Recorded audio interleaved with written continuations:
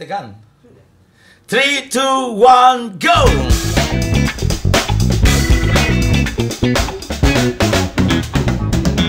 Shalom saudara-saudara semua, jumpa kembali dengan saya Pendeta Yusuf Panggo di dalam program kita, ya, podcast kita Dudu Baomong. Pada kesempatan ini ada saya bersama dengan rekan spesial saya di sini. Silakan, nanti beliau akan memperkenalkan dirinya. Silakan. Salam Pak Pendeta, terima kasih untuk kesempatan yang Pak Pendeta izinkan untuk saya bisa duduk dan bercerita dengan Pak Pendeta. Untuk teman-teman semua, nama saya Benny Gilon dan sekarang saya melayani di salah satu lembaga misi, Shine the Light International, dan pelayanan kami di Kupang namanya Shine Fellowship, dan kami bermitra berpelayanan bersama sudah sekitar berapa tahun Pak Pendeta? 3 tahun ya, 3 tahun. Oke, baik saudara, ya itu perkenalan dari hamba Tuhan, saudara saya Benny Gilon. Dan pada kesempatan ini di dalam program kita Dudu Baomong, kita mau berbicara satu bagian firman Tuhan yang nanti kita akan sharing bersama. Ya, silakan Pak Benny, dari bagian mana yang kira-kira akan kita bahas bersama? Ya. Baik, kita akan bahas atau bercerita atau mendiskusikan bersama dari satu bagian firman Tuhan yang cukup menarik dan penting bagi anak-anak Tuhan, terutama bagi pelayan-pelayan Tuhan dan pelayanan-pelayanan baik gereja atau persekutuan. Bagaimana kita menatang pelayanan yang ada, dan saya melihat bahwa ada satu bagian firman Tuhan yang penting untuk kita sharingkan bersama, yaitu dari Kisah Para Rasul pasal yang kedua, mulai dari ayat yang ke-41 hingga ayat yang ke-47. Bagian ini cukup akrab atau familiar dengan kita semua sebenarnya, bahwa ini berbicara tentang cara hidup jemaat yang mula-mula, jemaat yang pertama. Saya bacakan untuk kita semua. Ya, oke, silakan. Orang-orang yang menerima perkataannya itu memberi diri dibaptis, dan pada hari itu jumlah mereka bertambah kira-kira 3.000 jiwa. Mereka bertekun dalam pengajaran rasul-rasul dan dalam persekutuan, dan mereka selalu berkumpul untuk memecahkan roti dan berdoa. Maka ketakutanlah mereka semua, sedang rasul-rasul itu mengadakan banyak mujizat dan tanda. Dan semua orang yang telah menjadi percaya tetap bersatu, dan segala kepunyaan mereka adalah kepunyaan bersama. Dan selalu ada dari mereka yang menjual harta miliknya, lalu membagi-bagikannya kepada semua orang sesuai dengan keperluan masing-masing. Dengan bertekun dan dengan sehati mereka berkumpul tiap-tiap hari dalam Bait Allah. Mereka memecahkan roti di rumah masing-masing secara bergilir dan makan bersama-sama dengan gembira dan dengan tulus hati sambil memuji Allah. Dan mereka disukai semua orang, dan tiap-tiap hari Tuhan menambah jumlah mereka dengan orang yang diselamatkan. Oke, kalau kita lihat teks ini Bapak Ibu Saudara, ya, yang baru dibacakan oleh Bapak Pendeta Benny, ya, hamba Tuhan Benny, ya, kita mengucap syukur bahwa kita diberikan suatu contoh atau teladan yang jelas yang bisa kita lihat bersama bagaimana idealnya kehidupan jemaat mula-mula. Nanti itu menjadi bahan perenungan, bahan refleksi kita masing-masing. Apakah kekristenan kita saat ini sama dengan kekristenan yang ada pada jemaat mula-mula? Nah, mungkin nanti Pak Benny bisa membagikan kepada kita sharing, diskusikan kira-kira apa saja yang bisa kita dapatkan dari bagian teks firman Tuhan ini. Ya, silakan Pak Benny. Ya, jadi Pak Pendeta, ini cukup menarik karena terutama Pak Pendeta yang juga merintis pelayanan, merintis pos PI, dan saya juga di dalam pelayanan yang kami baru mulai merintis. Seperti Pak Pendeta bilang tadi, ini bisa menjadi satu model yang penting untuk kita teladani, karena ini ceritanya kita tahu bahwa ini jemaat baru terbentuk. Ya. Tuhan Yesus naik ke sorga, kemudian Roh Kudus tercurah, kemudian Petrus berkhotbah dan 3.000 orang bertobat. Tetapi setelah mereka berkumpul dan menanggapi khotbah dari Petrus, bisa kita katakan mungkin Petrus ber-KKR di situ. Yeah. Tetapi setelah itu apa yang harus dilakukan? Apa yang harus dilakukan oleh jemaat yang terbentuk pada waktu itu? Nah, di sini ada beberapa hal, bahwa mereka bertekun dalam pengajaran rasul-rasul, dalam persekutuan, mereka selalu berkumpul untuk memecahkan roti dan berdoa. Artinya ada satu praktek yang terjadi, dan kemudian di sini mereka juga melakukan itu setiap hari. Mereka berkumpul setiap hari. Ini menjadi satu gaya hidup dalam kehidupan jemaat mula-mula pada saat itu, Pak Pendeta. Oke, jadi kalau kita lihat bersama di dalam teks ini, kira-kira kita bisa bagi dalam berapa bagian Pak Benny?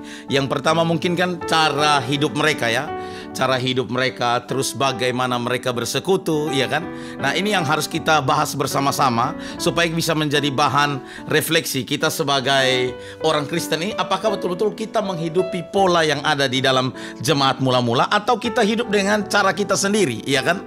Nah, itu jadi bahan perenungan. Apakah betul-betul saya telah menjadi Kristen sejati, atau Kristen KTP yang hanya sebatas Kristen, tapi kita tidak mengerti bagaimana kehidupan Kristen yang sesungguhnya, ya? Yang tentu referensi kita tidak lain, tentu harus Alkitab, dan harus ya kita teladani jemaat mula-mula yang baru terbentuk ini, ya kan?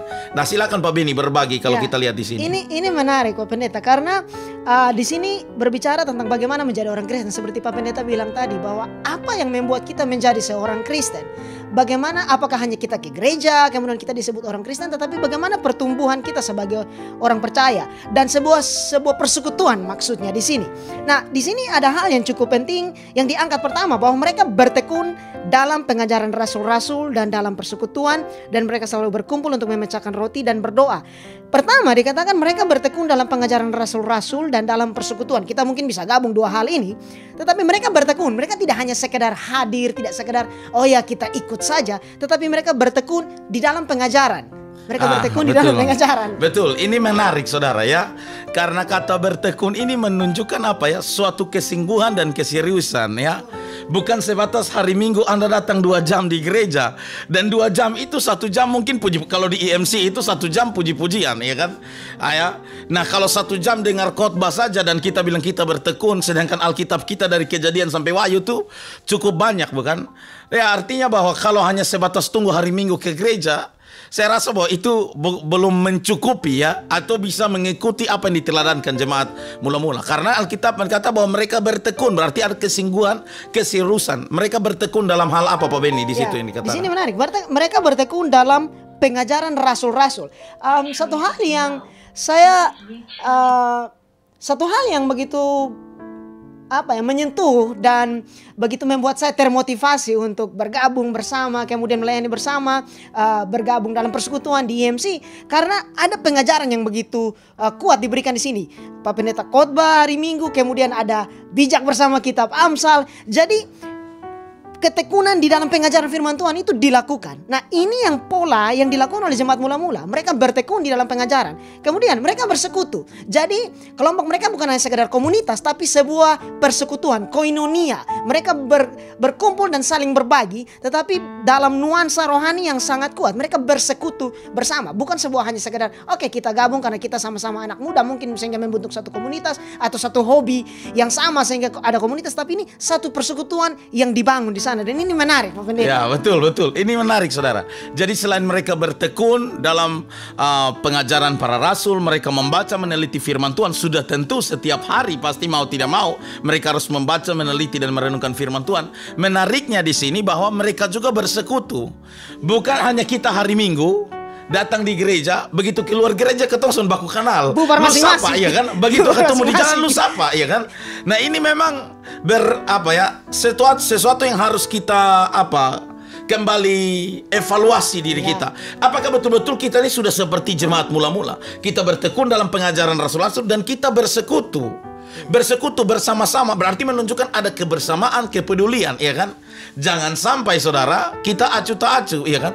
Hari Minggu ya sudahlah, ketemu di gereja ketemu. Setelah itu ya sukalah orang Kupang bilang, lo mau malenggang, kau mau matono, kalau mau mati di situ lo urusan sendiri.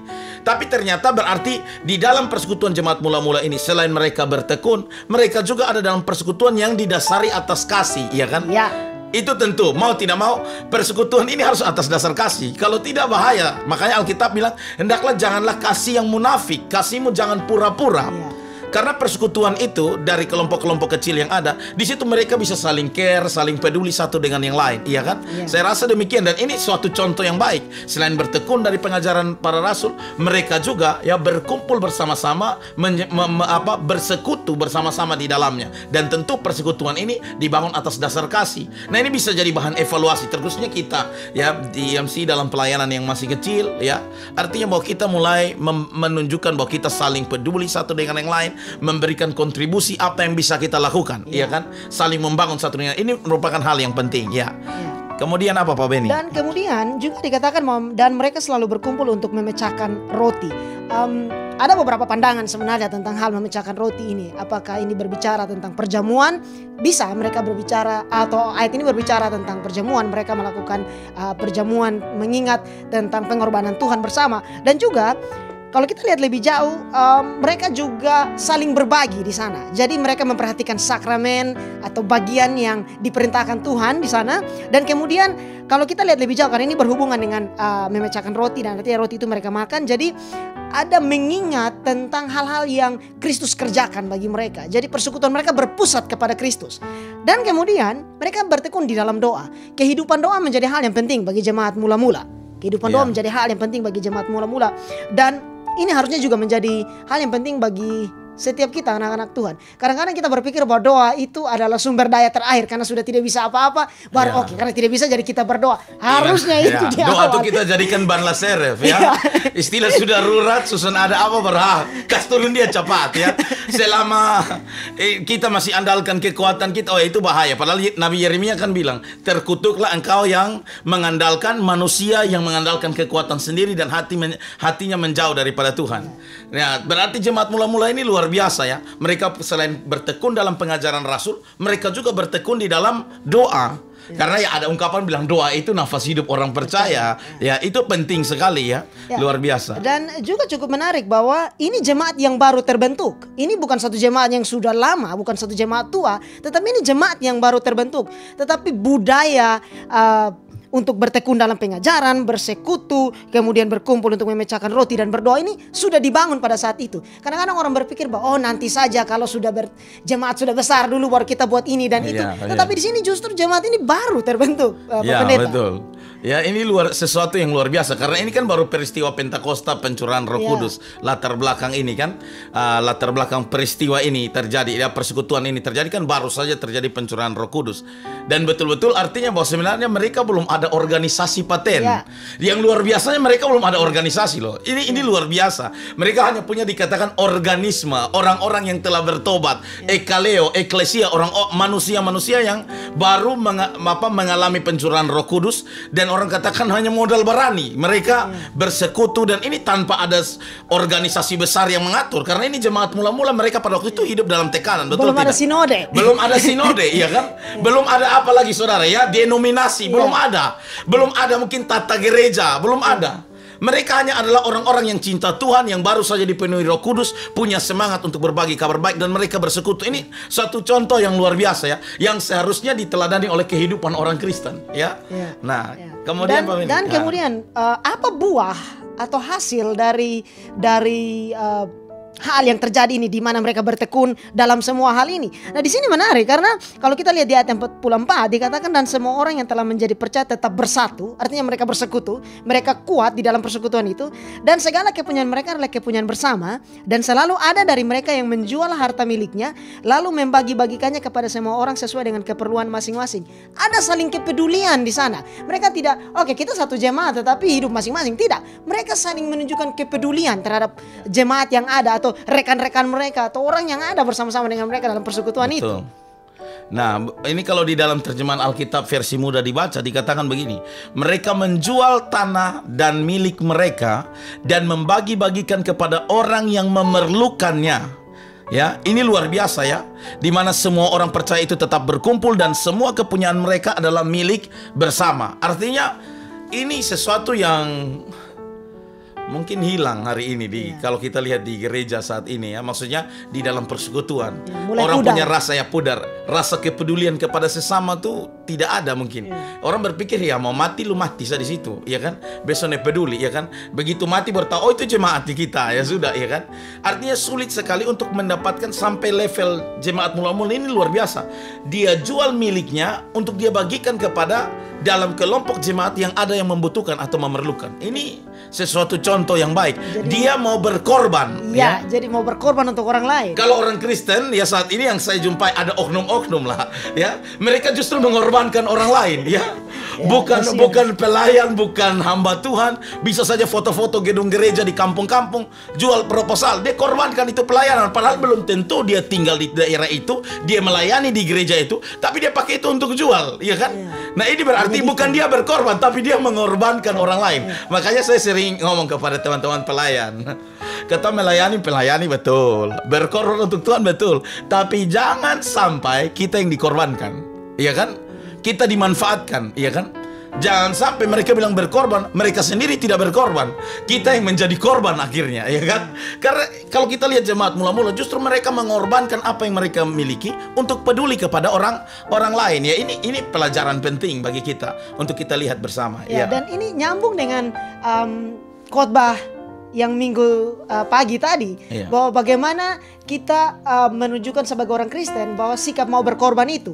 Karena kan yang di satu bagian firman Tuhan yang Paulus bilang bahwa jangan hanya terbuai atau terpengaruh dengan tampilannya, tapi bagaimana mereka hamba Tuhan itu mengorbankan diri untuk jemaatnya. Maka disebut gembala, memberikan diri untuk jemaat atau untuk orang-orang yang dilayani di sana, Pak Pendeta. Ini sangat luar biasa, tidak main-main. Karena Alkitab mencatat jemaat mula-mula itu mereka sampai jual tanah dan milik mereka.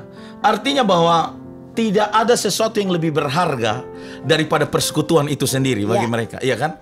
Artinya bahwa mereka punya tanah itu tidak sebanding dengan persekutuan mereka dalam kehidupan Kristen.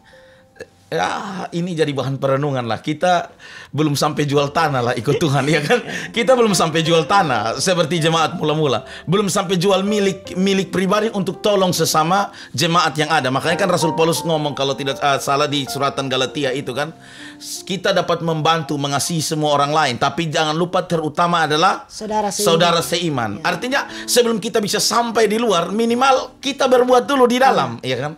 Banyak kita jangan sampai hanya bisa sibuk di luar. Dalam rumah ada orang kelaparan, kita di luar sumbang beras, tapi di dalam kelaparan. Nah, ini berbahaya. Hari Minggu kita bisa kasih bantuan kepada orang lain, tetangga duduk kursi di gereja, atapnya terlepas, kita tidak kasih sumbangan, ya. Sedangkan mungkin orang di luar kita kasih sumbangan. Nah, ini sesuatu yang ya kita belajar. Jemaat mula-mula ini mereka fokus dari komunitas mereka sebelum mereka bisa menjadi berkat untuk suatu komunitas atau lingkungan yang lebih besar lagi. Ya. Jadi di sini ada satu keseimbangan, Pak Pendeta, yang saya lihat bahwa mereka bertumbuh dalam hal kerohanian, pengajaran, persekutuan, berkumpul untuk memecahkan roti dan berdoa, tetapi juga ada aksi nyata yang ditunjukkan dengan membantu orang lain. Ya, saya sangat setuju ini. Karena kehidupan kita ini kan bukan sampai, kalau ini kan peristiwa mereka menerima Yesus sebagai Tuhan dan Juru Selamat, peristiwa Pentakosta kan, Roh Kudus dicurahkan. Sebenarnya kehidupan Kristen itu bukan hanya sampai sebatas bertobat. Setelah bertobat itu yang Tuhan tuntut apa? Harus ada buah. Kecuali Anda seperti penjahat, habis bertobat langsung mati. Yang di sisi Yesus yang bilang, hari ini engkau ingatlah aku. Kalau engkau ya kembali sebagai raja. Sebagai raja ingatlah akan aku. Terus Tuhan Yesus bilang, ya engkau bersama dengan aku di Firdausan. Ya kalau Anda bertobat dan langsung mati, ya tidak usah menghasilkan buah. Tidak perlu ada perbuatan baik. Tapi ketika Anda hidup, Anda bertobat menerima Yesus, mau tidak mau akan kita lihat buahnya. Makanya betul, Tuhan Yesus ngomong betul, dari buah kita akan mengenal pohon itu. Itu tidak bisa ditipu, ya. Tidak bisa dimanipulasi, ya, betul tidak? Dan kemudian semua hal baik yang mereka lakukan ini justru lahir dari bagaimana mereka bertekun mengerti akan kebenaran firman Tuhan, diajar oleh para rasul, kehidupan rohani mereka bertumbuh, dan hal itu keluar. Kadang-kadang orang berpikir bahwa kita harus melakukan banyak hal di luar dulu untuk menarik orang datang dan untuk orang bisa bertumbuh. Begini, saya melihat ada bukan sesuatu hal yang harus kita tentang, tetapi ada cukup satu hal yang cukup unik. Saya ingat dulu masih terlibat dalam beberapa pelayanan pemuda. Di sana kadang-kadang idenya begini, kita buat kegiatan supaya orang datang dan ikuti ibadat, supaya ada yang melayani. Nah, tetapi akhirnya setelah habis kegiatan bubar karena tidak diberikan landasan pertumbuhan rohani yang baik di sana. Iya.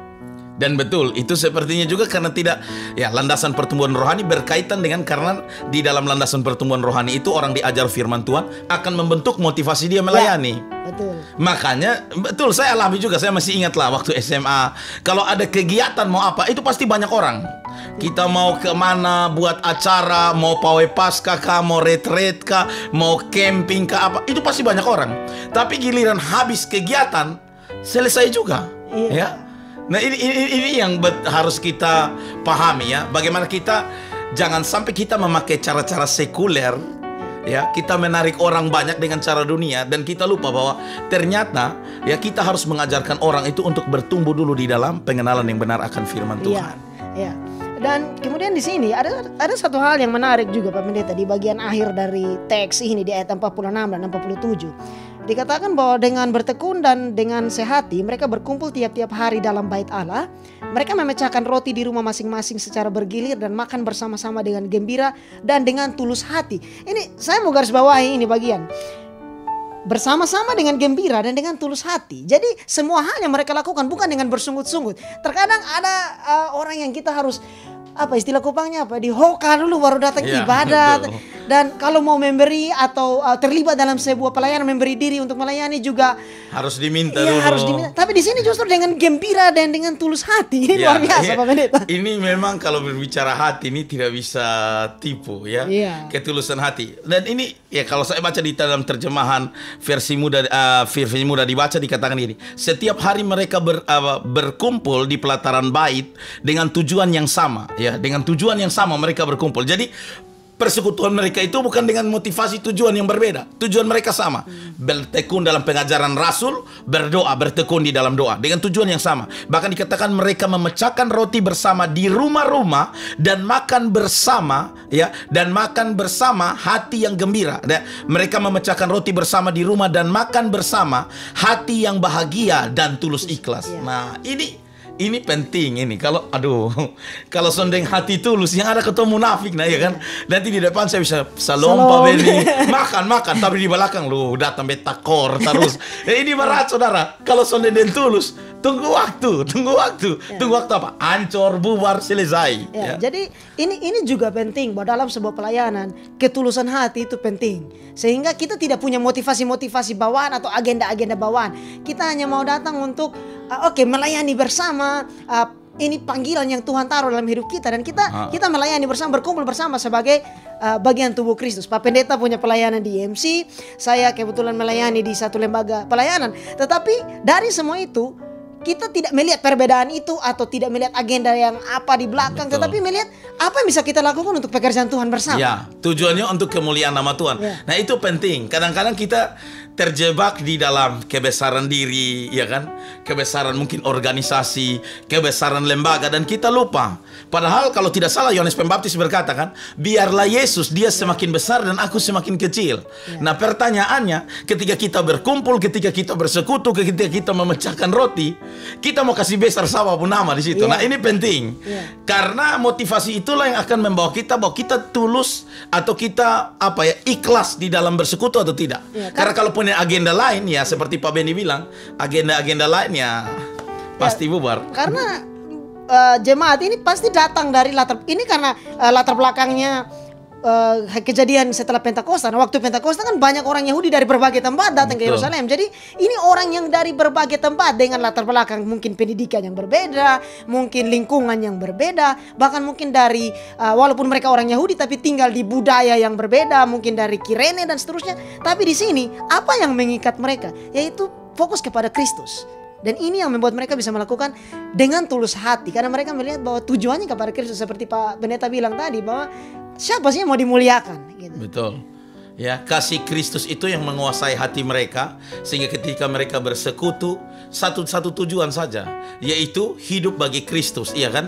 Karena kasih Kristus yang menguasai mereka. Wah, ini sesuatu yang luar biasa ya, teladan dari jemaat mula-mula ini. Oke, Pak Beni. Dan kemudian di ayat yang terakhir 47, Kisah Para Rasul pasal 2 ayat 47, sambil memuji Allah. Jadi ada pujian di sana, ada penyembahan di sana. Kadang-kadang orang mengabaikan bahwa pujian penyembahan itu ya hanya pelengkap di ibadah. Tidak, itu penting untuk mempersiapkan hati kita.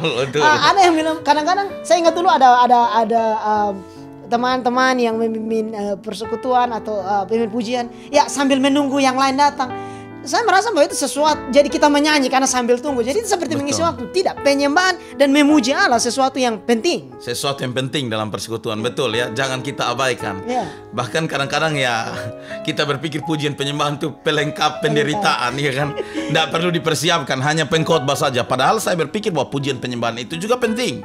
Karena kalau kita lihat bersama di dalam Perjanjian Lama, bagaimana Daud mempersiapkan, iya kan, tim ibadah pelayan yang ada itu tidak main-main. Iya kan?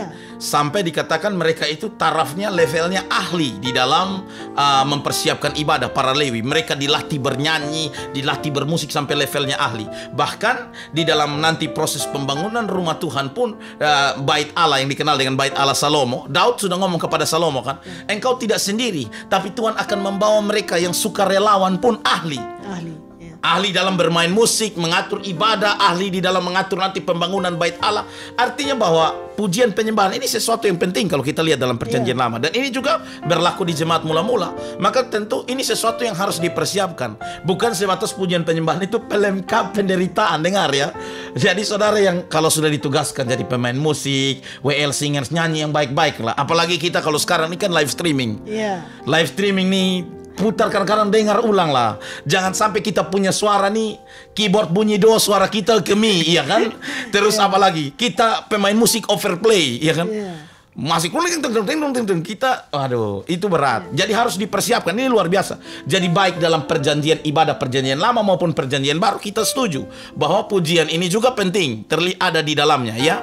Ya, oke, Pak Bin. Lalu dikatakan dan mereka disukai semua orang, dan tiap-tiap hari Tuhan menambah jumlah mereka dengan orang yang diselamatkan. Jadi persoalan jumlah itu urusan Tuhan. Bahwa di sini Tuhan menambah jumlah mereka. Bagian kita, saya mengutip dari apa Pak Pendeta sering bilang, setia saja melayani itu. Urusan jumlah, urusan bagaimana orang mendukung, itu Tuhan yang akan menggerakkan. Itu bagian, karena Tuhan yang bisa merubah hati. Kadang-kadang kita berpikir, aduh ini jumlah, jadi kita kejar seperti kejar target. Kita macam kooperasi. Kita seperti kerja di perusahaan sekuler, dapat target ya. Seperti di asuransi, oke, target harus sekian. Tidak. Di sini tiap hari Tuhan menambah, urusan Tuhan, urusan jumlah itu urusan Tuhan. Bagian kita setia, tapi tadi bukan berarti kita abai dan oh ya itu karena Tuhan berurusan jadi sudah. Tidak, kita harus memberi yang terbaik kan gitu. Kita mempersiapkan segala sesuatu. Bertekun dalam pengajaran Rasul, bertekun di dalam doa, di dalam bersekutu, menghasilkan buah, ya, diwujudkan dengan kepedulian. Mereka sampai jual tanah untuk menolong orang saudara seiman, orang lain. Wah, itu tidak gampang. Katong kakak adik kandung saya minta doi, saya belum tentuna. Ba utang, lu bekas pinjam lo ini, ya kan. Tapi ini orang lain ditolong dengan apa? Di mana dia menjual tanahnya sendiri, miliknya sendiri untuk bantu orang saudara seiman yang kesusahan. Wah, ini luar biasa. Dan saya rasa ini juga cukup relevan dengan kehidupan dan keadaan kita sekarang karena pandemi semua orang susah. Iya, betul. Sehingga kepedulian untuk kita membantu sesama kita, terutama saudara seiman kita yang mengalami kesusahan, penting untuk kita teladani bahwa kehidupan jemaat mula-mula ini bukan hanya berlaku 2000 tahun yang lalu, tapi justru sangat relevan dan sangat kuat pesannya untuk kehidupan kita sekarang. Iya. Dalam semua orang sedang kesusahan saat ini. Betul, setuju sekali Pak Beni ya. Jadi kita lihat di sini bahwa di bagian akhir ini bahwa mereka disukai dan bahkan tiap hari Allah menambah jumlah mereka. Jadi pertumbuhan jiwa, penambahan jiwa tuh bukan karena jago marketing gereja, ya kan? Oh, bukan karena AC-nya, lighting-nya, sound system-nya berapa ribu watt, parfumnya, bukan, saudara. Itu kalau cara sekuler kita kerja seperti itu, ya kan? Kalau kita buat event ya harus toh sound system-nya tentu bagus. Saya kebetulan dulu juga main-main musik ya, terlibat ya, ikut-ikut event lah ya, soundnya harus bagus, lightingnya bagus supaya jualan tiketnya laku. Tapi saya rasa di dalam dunia pelayanan yang harus kita lakukan adalah motivasi hati kita, ketulusan hati kita. Soal nanti berapa banyak orang yang datang, Alkitab di sini bilang apa? Tuhan yang membawa mereka, ya, jelas bahwa tiap-tiap hari Allah menambah jumlah mereka dengan orang-orang yang diselamatkan. Jadi kita lakukan bagian kita saja, nanti Tuhan kerjakan bagiannya, ya. Luar biasa. Oke, baik saudara, ya. Sampai di sini dulu bincang-bincang kita, ya. Puji Tuhan, ini semua karena anugerah daripada Tuhan. Ya, saya terima kasih Pak Beni. Terima kasih juga Pak Ini Pendeta. kesempatan yang indah, ya. Oke, kasih tepuk tangan dulu. Thank you. Terima kasih ya Bapak Ibu Saudara yang sudah ikut ini podcast Dudu Ba Omong, ya. Kita apa adanya saudara, ya. Kita sharing dengan apa yang kita tahu. Dan terima kasih Bapak Ibu Saudara yang telah mengikuti bincang kami berdua. Kerinduan kami perbincangan ini menjadi berkat. Jadi mungkin pas bagian terakhir saja Pak Beni, kesimpulan dari yang kita sharing tadi. Baik, mungkin pesan dan yang menjadi doa dari kita semua yang terlibat di dalam pelayanan, bahwa kita sebagai orang percaya, kita bertekun di dalam pengajaran firman Tuhan yang benar. Kita juga tidak mengabaikan persekutuan bersama saudara seiman. Kita berkumpul untuk memecahkan roti, mengingat tentang pengorbanan Tuhan bersama. Kemudian kita membangun satu kehidupan doa. Dan semua itu, kehidupan rohani kita diwujudkan dengan bagaimana kita mengasihi dan membantu saudara-saudara seiman dan bahkan orang lain yang ada di sekeliling kita. Dan terus fokus kepada apa yang menjadi panggilan Allah dalam kehidupan kita. Setia untuk melakukan apa yang Tuhan taruh dalam kehidupan kita. Dan biarlah Allah yang bekerja di dalam dan melalui kita, Pak Pendeta. Oke, mantap sekali. Jadi saudara ingat baik-baik bahwa pesan dari sharing saya dan Pak Beni, saya terberkati saudara. Saya tidak tahu bagaimana pemirsa, tapi saya secara pribadi terberkati. Jangan lupa belajarlah dari jemaat mula-mula. Mereka belum ada organisasi waktu itu, belum ada sinode, belum ada denominasi, tapi mereka bisa bertekun dalam pengajaran para rasul. Mereka bisa setia di dalam persekutuan. Ya, mereka juga memecahkan roti, mereka mengingat pengorbanan Kristus, ya. Mereka melakukan perjamuan, dan setelah mereka mengalami pertobatan, mereka membangun kasih di antara sesama. Alkitab mencatat tadi di sana di mana mereka peduli dengan sesama. Jadi setelah bertobat itu ada tanggung jawab, ya kan Pak Beni? Yaitu kita menghasilkan buah. Kecuali Bapak Ibu Saudara waktu bertobat tiba-tiba serangan jantung yang langsung mati, ya. Tidak mungkin kita melihat perbuatan baik apa yang saudara lakukan. Tapi kalau saudara bertobat dan saudara masih diberikan nafas kehidupan, maka ada buah roh, buah pertobatan, buah kebenaran, buah keadilan, buah kesucian yang harus saya dan saudara hasilkan dari kehidupan kita. Karena jujur, dari buahlah orang akan mengenal siapa diri kita sesungguhnya, ya. Mungkin itu saja ya Pak Beni, ya, diskusi kita. Terima kasih saudara yang telah mengikuti podcast ini. Kita akan menutup di dalam doa, dan saya minta Pak Beni berdoa untuk kita. Baik, kita berdoa. Bapa di dalam kerajaan sorga, kami bersyukur untuk penyertaan, kasih, dan kebaikan Tuhan yang terus tercurah di dalam kehidupan kami. Kami berdoa Tuhan membantu, menolong setiap kami yang berpengharapan di dalam Engkau. Tuhan menguatkan hati dan pikiran kami. Kami berdoa untuk pelayanan di IMC dengan segala kegiatan pelayanan yang ada. Tuhan mau pakai untuk kemuliaan nama Tuhan. Berkati Pak Pendeta dan tim pelayan yang ada. Tuhan berikan kekuatan dan hikmat. Dan juga Tuhan untuk semua anak-anak Tuhan yang dilayani, para pendengar podcast, dan anak-anak Tuhan yang mengikuti di Facebook, yang mengikuti di YouTube, segala ibadah dan kebaktian dari IMC. Kami berdoa Tuhan menjamah hati dan pikiran mereka untuk juga mereka terus bertumbuh di dalam pengenalan yang benar akan Tuhan. Yang berbeban berat Tuhan berikan kekuatan, yang sakit Tuhan sembuhkan, yang sedang bergumul Tuhan Engkau berikan kekuatan. Terima kasih Bapa, kami bersyukur untuk kebaikan Tuhan, dan biarlah Tuhan yang terus menguatkan dan menolong setiap hati dan pribadi kami hari lepas hari. Di dalam nama Tuhan Yesus kami berdoa dan bersyukur. Amin. Amin. Terima kasih Pak Beni. Terima kasih saudara-saudara yang mengikuti podcast ini. Thank you. Tuhan Yesus memberkati kita semua.